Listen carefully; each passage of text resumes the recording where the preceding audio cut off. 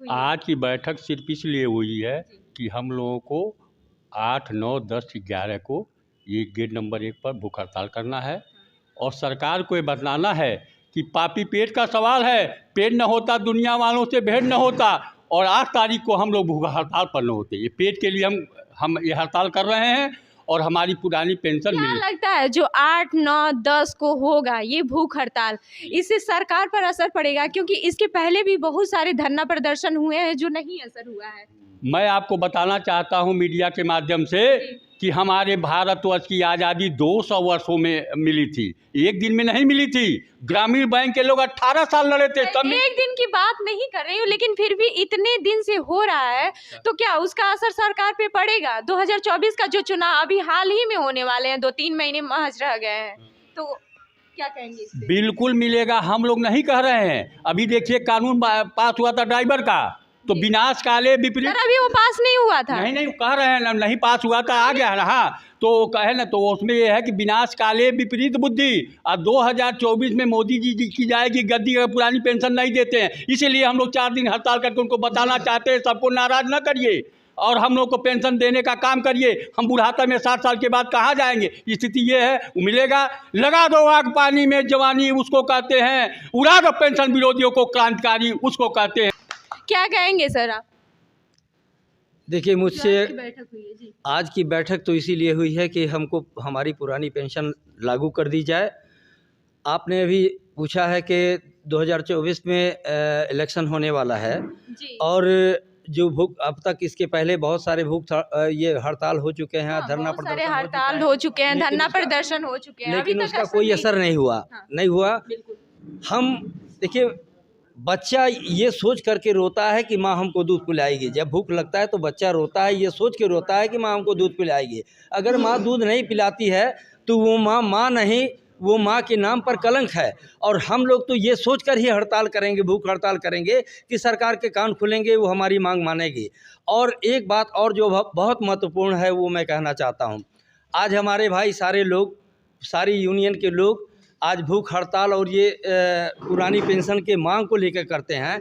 अगर मेरा अकेले चलता, मेरा ओपिनियन पर्सनली अगर आप पूछें तो मैं इसके लिए हड़ताल करवाता ही नहीं। मैं हड़ताल करवाता कि मुझे पेंशन पुरानी नहीं चाहिए, लेकिन तुम अपनी पेंशन ख़त्म करो।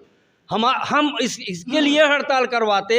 और अगर 24 के पहले अगर हमारा ये नहीं हुआ तो उसके बाद अगला कार्यक्रम हमारा सिर्फ ये होगा कि जितने MP MLA और जितने ये बड़े भाई हैं जो 10 रुपये में 5 स्टार होटल का खाना खाते हैं, 2 रुपये में काफ़ी पीते हैं, उन लोगों की ये सारी सुविधाएं बंद की जाएं। उनको जो पेंशन दिया जाता है वो बंद किया जाए। हमको पेंशन मत दो, लेकिन उनका भी पेंशन मत होना चाहिए। आज सरकार कहती है कि हमारे पास पेंशन के देने के लिए पैसा नहीं है। तुमको 3-3 पेंशन, 4-4 पेंशन तुम ले रहे हो। विधायक होते हो तो उसका पेंशन अलग पाते हो, MP होते हो तो उसका पेंशन अलग पाते हो। जितने बार तुम विधायक और MP होगे उसके उतनी बार तुमको पेंशन मिलेगी। और कर्मचारियों को एक बार पेंशन देने के लिए तुम्हारे पास पैसा नहीं है। शर्म आनी चाहिए ऐसे सरकार को। लगता है सर जो आज की बैठक हुई है, आप किस विभाग से हैं पहले मुझे ये बता दीजिए, क्योंकि मैंने पहले भी बोला था बहुत विभाग से आए हैं, तो आप शायद कृषि विभाग से हैं। हाँ, मैं जामवंत पटेल, अध्यक्ष अधीनस्थ कृषि सेवा संघ से हूँ। और यहाँ पर 8 तारीख को होने वाली भूख हड़ताल पर हम लोग कैसे कार्यक्रम होगा, इसी पर विचार विमर्श किए हैं आज। जी। ये जो भूख हड़ताल है जो होने वाली है 8 तारीख को, इस पे क्या कहेंगे आप? इससे सरकार पे क्या इफेक्ट पड़ेगा? सरकार पर इफेक्ट तो पड़ेगा।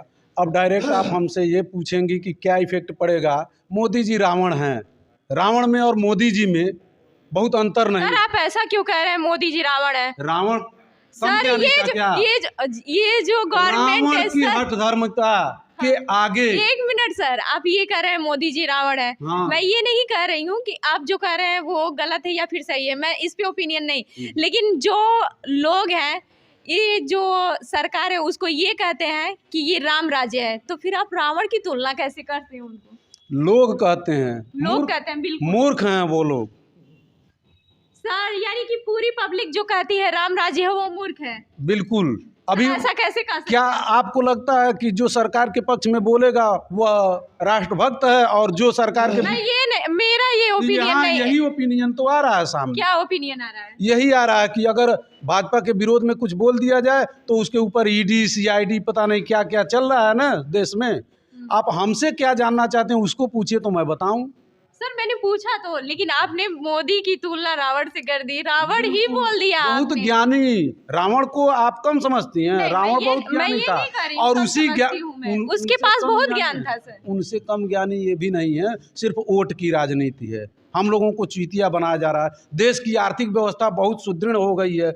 जब हमारा देश कंगाल था तब हमारे इन कर्मचारियों को पेंशन दिया जाता था, और आज देश की आर्थिक स्थिति बहुत मजबूत हो गई है। और सर, पेंशन बिल्कुल देने हुई से है, वो तो हुई है, आंकड़े हुई भी है तो बताते पेंशन हैं। देने में क्या दिक्कत है? मेरे पास पैसा है तो मैं अपने बच्चों पर लुटाऊंगा नहीं। गवर्नमेंट बताएगी ना उनको नहीं क्या तो दिक्कत है। वही मैं कह रहा हूँ, या तो ये खोखलेबाजी है, या तो ये खोखलेबाजी है। अगर सही है तो कर्मचारियों को भी खुश करें, रहें 20 साल और रहें मोदी जी, अन्यथा हम इनको सत्ता से बाहर करने का काम करेंगे। अच्छा, अभी आपने ईडी और CID ये बोला है जो बैठा रहे हैं, अभी केजरीवाल को गिरफ्तार करने की बात चल रही है, इस पे क्या कहेंगे? केजरीवाल तो बहुत अच्छे हैं बेचारे। वहाँ पंजाब में इनकी सरकार बनी, वो एक पेंशन पर ला दिए कि जो सबसे अधिक पेंशन है सिर्फ एक पेंशन मिलेगा। मोदी जी भी ऐसा कर दें।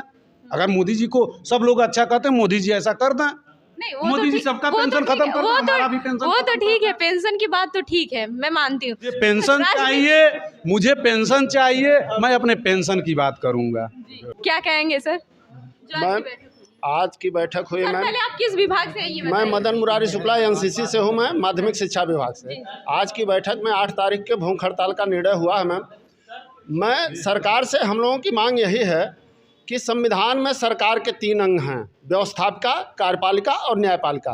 व्यवस्थापिका ने अपने लिए पुरानी पेंशन की व्यवस्था कर रखा है। हाल ही में न्यायपालिका में जजों की पुरानी पेंशन योगी जी बहाल कर दिए। केवल कार्यपालिका पुरानी पेंशन से वंचित है। तो हम लोगों का क्या गुनाह है कि हमें पुरानी पेंशन से वंचित किया जा रहा है? अगर NPS अच्छी है तो उसे व्यवस्थापिका में भी लागू किया जाए, और अगर पुरानी पेंशन अच्छी है तो उसे दिया जाए कर्मचारियों को। कर्मचारी आपके योजनाओं को धरातल पर उतारता है, आपका ही काम करता है, सरकार का ही काम करता है। आप अपने कर्मचारियों को इस तरह से क्यों जो है कर रहे हैं? तो हमारी यह मांग है कि पुरानी पेंशन हमारे बुढ़ापे की रोटी है, उसे बहाल होना ही चाहिए। और उसके लिए जब तक नहीं होगी तब तक हम लोग अपनी इस मांग पर अड़े रहेंगे और इसी तरह से धरना आंदोलन करते रहेंगे।